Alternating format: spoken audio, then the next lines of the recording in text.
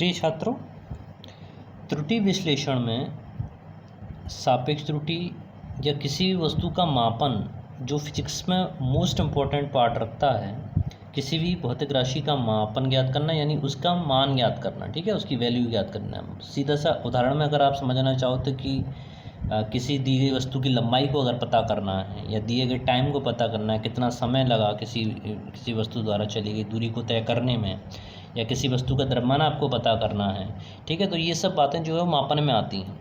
अब अगर आप किसी वस्तु के यथार्थ मान का मतलब है कि उसका जितना वास्तव में जो जैसे अगर द्रव्यमान की बात की है तो अगर 5 किलोग्राम द्रव्यमान की कोई वस्तु आपके पास दी गई है, ठीक है, वहीं पर और किसी यंत्र के द्वारा अगर आप जब उसको माप रहे हो तो वो ली गई माप कहलाएगी, ठीक है ना। तो सबसे इम्पोर्टेंट पार्ट फिजिक्स में त्रुटि विश्लेषण वाला जो चैप्टर हम लोग ये पढ़ रहे हैं, इस चैप्टर में सबसे ज़्यादा प्रमुख भूमिका इसी बात की रहती है कि किसी भी वस्तु को जो हम माप रहे हैं, जैसे मैंने स्टार्टिंग में बताया था भौतिक राशियाँ 7 प्रकार की मूल राशियाँ होंगी, ठीक है, तो उन मूल राशियों के मापन के लिए किन भौतिक यंत्रों का प्रयोग किया जाएगा, ठीक है, तो वो जो ली गई माप है किसी भी भौतिक यंत्र के द्वारा नापी गई माप और जो उसका वास्तव में यथार्थ मान है, ठीक है, तो उनके बीच में कितनी सटीकता रहती है, उनके बीच में कितनी शुद्धता रहती है, वही फिजिक्स की मेन थीम है, वही उसकी प्रमुख रूप से हम लोग इसके बारे में स्टडी करते हैं, ठीक है।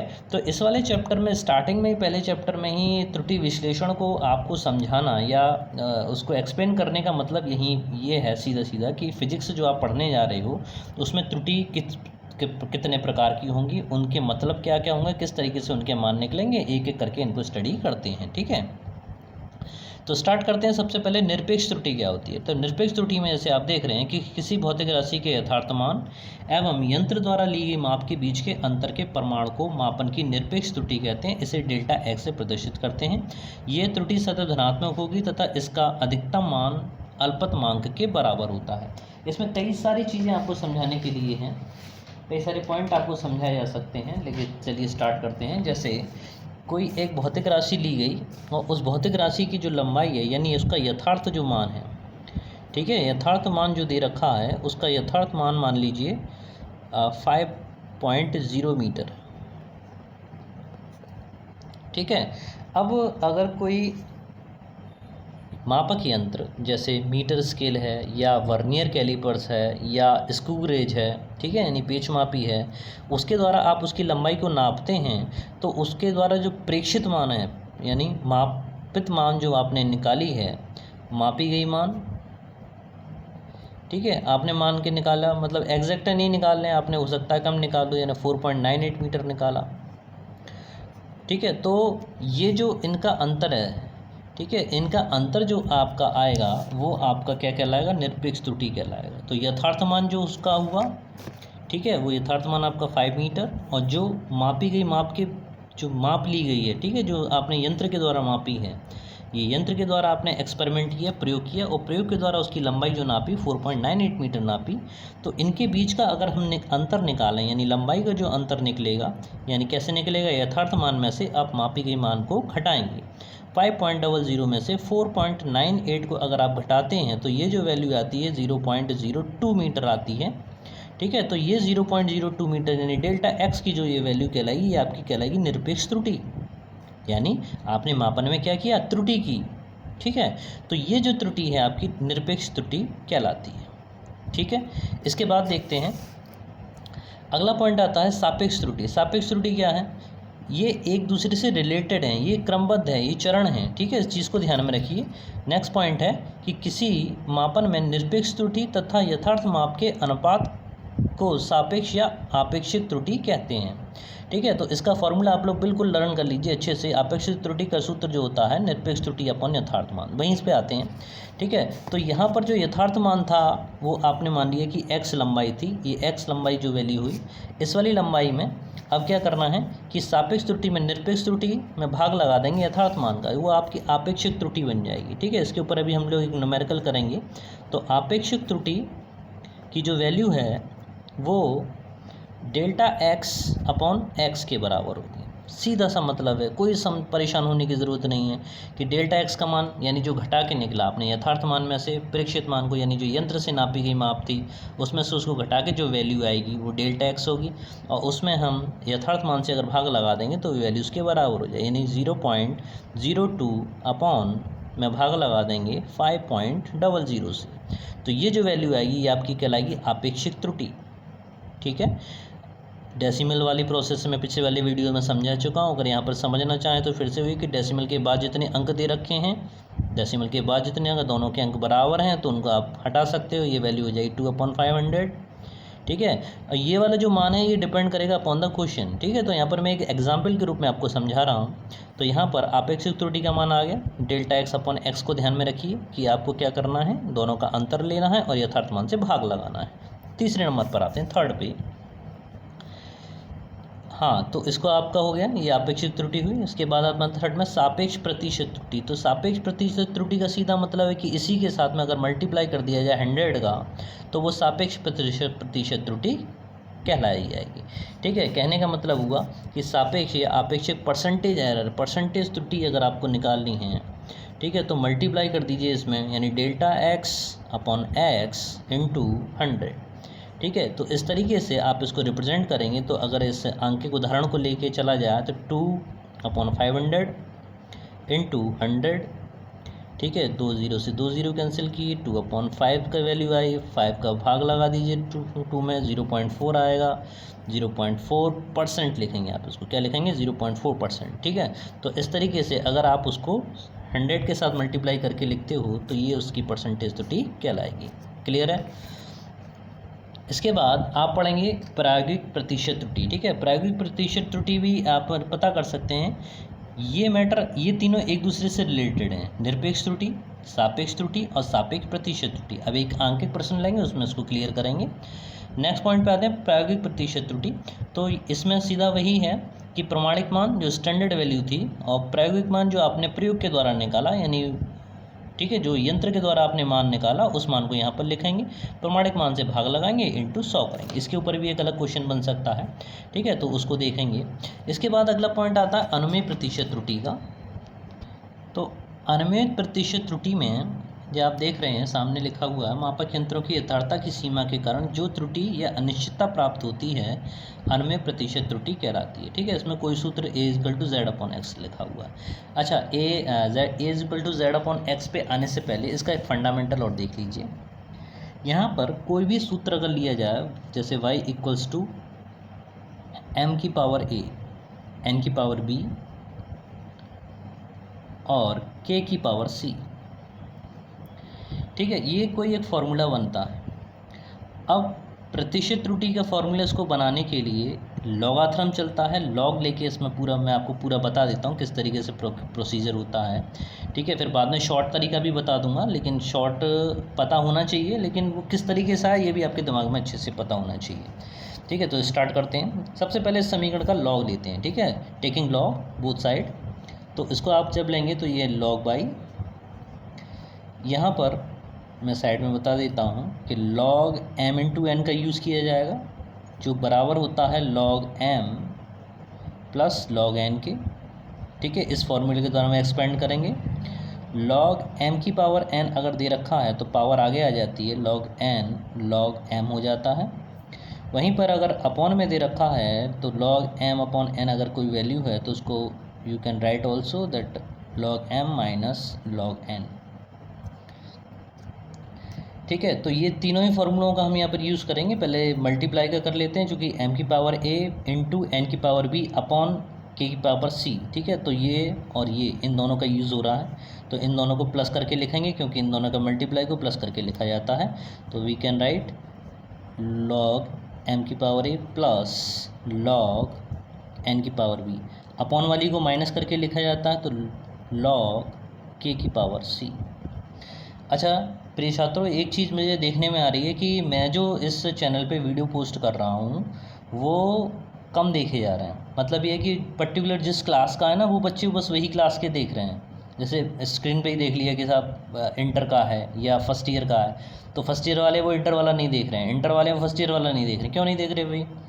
हर चीज़ इम्पॉर्टेंट है इसमें। बेसिक अगर आपको अपना स्ट्रॉन्ग करना है, आपको फिजिक्स को बिल्कुल क्लियर करना है, तो बहुत ज़रूरी है कि आप इन सब चीज़ को देखें, ठीक है। और ये मान लीजिए मैं बहुत मेहनत करके वीडियोस बनते हैं, बहुत प्रयास करना पड़ता है, बहुत एफर्ट करना पड़ता है, उसके बराबर अगर रिस्पांस ना मिले तो बहुत दुख होता है, अच्छा नहीं लगता, मन नहीं करता फिर बनाने के लिए। अगर मुझे अच्छा रिस्पांस नहीं मिलेगा तो मैं इसमें ज़्यादा अपना टाइम क्यों लगाएं, ठीक है। फिर तो वही है कि पिक आपको खींच के सेंड कर दिया जाए, क्यों उतना प्रयास किया जाए, ठीक है। तो कोशिश करिए ज़्यादा से ज़्यादा बच्चा पसंद करें, लाइक करिए, ठीक है। सब्सक्राइब करिए, सब्सक्राइब कीजिए, सब्सक्राइब करना इम्पोर्टेंट है, प्लीज़ कीजिए सब्सक्राइब, ठीक है। और कम से कम जो ज़रूरत वाले बच्चे हैं, जो विद्यालय नहीं आ पा रहे हैं, ठीक है, अपने भाइयों में, अपने अपने अपने रिलेशनशिप में जो भी स्टूडेंट्स हैं, जो भी पढ़ने के इच्छुक हैं, ठीक है, उनको कम से कम ये वीडियो सेंड कर दीजिए कि जिनको जो पढ़ना चाहते हैं कम से कम उन तक ये वीडियो पहुंच सके, ठीक है। तो यहाँ पर आपने देखा log m इंटू एन को हमने प्रोसेस करके लिखा, log m अपॉन एन को माइनस करके लिख लिया। अब पावर जो आगे दे रखी है उन पावर्स को आगे लिख लीजिए। तो उसको हम लिख सकते हैं कि log y पावर आगे आ जाएगी a log m plus b log n minus c log k, ठीक है। सब्सक्राइब करने में आपका कोई पैसा खर्च नहीं होता, लाइक करने में कोई पैसा खर्च नहीं होता, कुछ भी नहीं होता, तब भी आप लोग जाने क्यों कंजूसी दिखाते हो। चलिए ठीक है, आगे चलते हैं। अब इसके बाद हम लोग बात करते हैं इसका पार्शियल डिफरेंशिएशन होता है, इसका आंशिक अवकलन करके एक स्टेप है, ठीक है। उस स्टेप को लेने पर यहाँ पर आपको सिर्फ लिखना है डेल्टा वाई अपॉन वाई, बस इतना समझ लीजिए, ठीक है।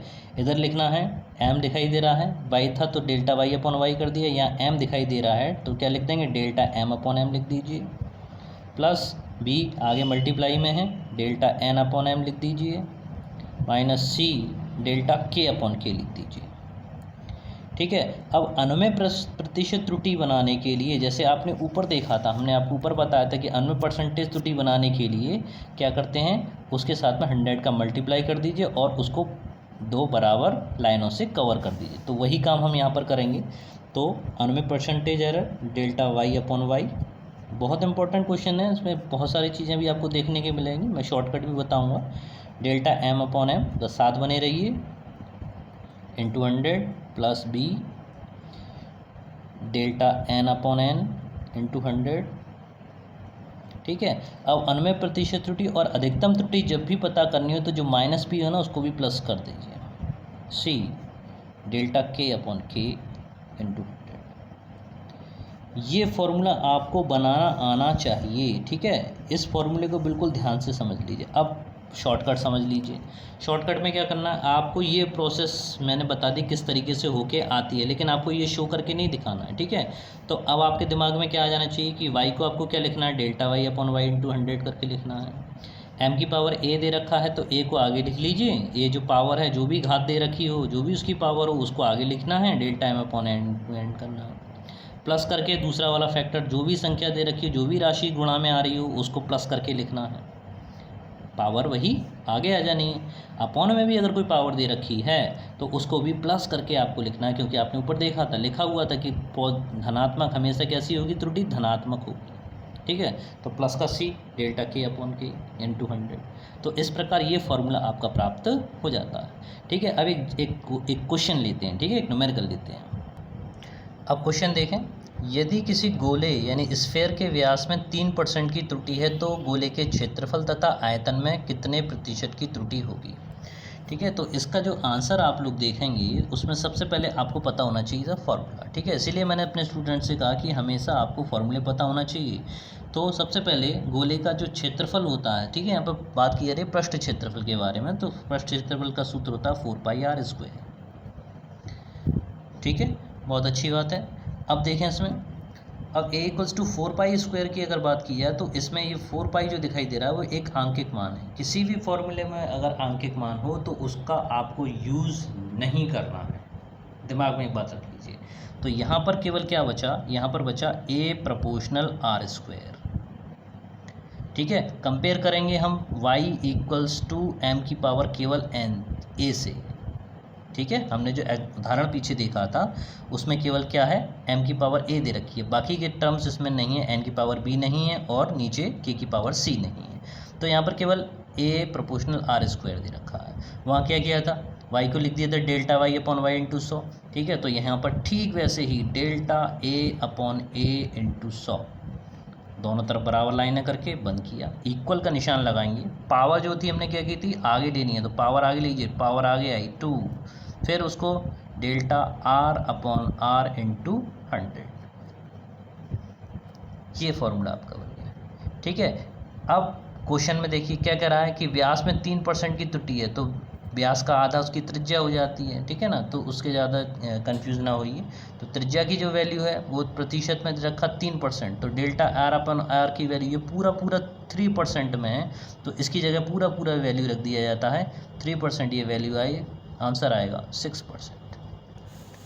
ठीक है, तो 6% जो आपका आंसर आएगा ये आपका इसके पृष्ठ क्षेत्रफल में प्रतिशत त्रुटि का मान होगा। बहुत सरल है। ठीक है, बुक का समझाने का तरीका अलग है, मेरा अलग है। ठीक है, अब बात आती है आयतन के बारे में। ठीक है, तो आयतन कैसे निकालेंगे, तो आयतन के लिए फिर से फॉर्मूला आपको पता होना चाहिए। तो ये पहला पार्ट ये हो गया। सेकंड पार्ट में हम लोग देखेंगे कि उसका आयतन कैसे निकलता है। तो गोले का आयतन 4/3 यानी 4/3 पाई r की पावर क्यू। तो 4/3 पाई r की पावर क्यू में सबसे पहले मैंने बताया आंकिक वैल्यू। ठीक है, इसका आंकिक मान जो हम जानते हैं, इस आंकिक मान को यूज़ नहीं करना है। ठीक है ना, तो वैल्यू जो हो जाएगी v प्रोपोर्शनल r की पावर 3। अब इसका फॉर्मूला कैसे बनेगा, ठीक उसी तरीके से delta v upon v into 100 equals to power जो दे रखी है उसे आगे लीजिए, delta r upon r into 100। ठीक है, अब क्या करना है, उसकी वैल्यू प्लेस कर दो। कितना परसेंटेज एरर थी, 3% थी उसमें प्रतिशत त्रुटि। ठीक है, तो 3% रख देंगे, मल्टीप्लाई कर दिए, 3 3 9%। इस प्रकार देखा आपने कि ये आंकिक प्रश्न को हमने हल किया। ठीक है, आगे आने वाले वीडियो में हम लोग देखेंगे कि इसके बेसिस पे निरपेक्ष त्रुटि वाला भी एग्जाम्पल लेके आपको समझाना है, तो उसमें काफ़ी अच्छे से देखिए, समझिए। कोई भी प्रॉब्लम हुआ करे कमेंट बॉक्स में जाकर आप कमेंट करके मुझसे पूछ सकते हैं। ये वीडियो एक नए ग्रुप में कल यूज़ किया जाएगा, तो उसमें जितने भी बच्चे नए हैं, ठीक है, वो सीधे इस चैनल को सब्सक्राइब कर लें, जिससे कोई भी नया वीडियो अगर मैं इसमें पोस्ट करता हूँ वो तो सीधे आप तक पहुँच सके। ठीक है, तो अच्छे से मेहनत कीजिए, प्रयास कीजिए। कोई भी दिक्कत आए कमेंट बॉक्स में जाकर आप इजीली पूछ सकते हैं। Thank you very much.